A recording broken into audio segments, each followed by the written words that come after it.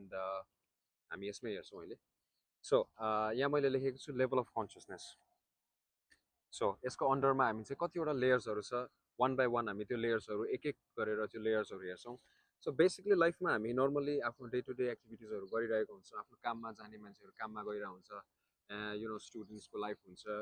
So basically हाम्रो दिनचर्या यसरी नै चलिरहेको हुन्छ, राइट? स्पेसली नेपालको केसमा अहिले पोलिटिक्सको चाहिँ एकदमै चर्चा छ, एन्ड देशले चाहिँ नयाँ एउटा मोड फेर्दैछ, एन्ड आशा छ हामी सबैको लागि यो हितमा रहनेछ भन्ने आशा हामीसँग छ। सो यो कुराहरू चलिरहेको छ अहिलेको टाइममा, एन्ड म चाहिँ युरोपमा छु अहिले, हाल पोर्चुगलमा बस्दै आइरहेको छु।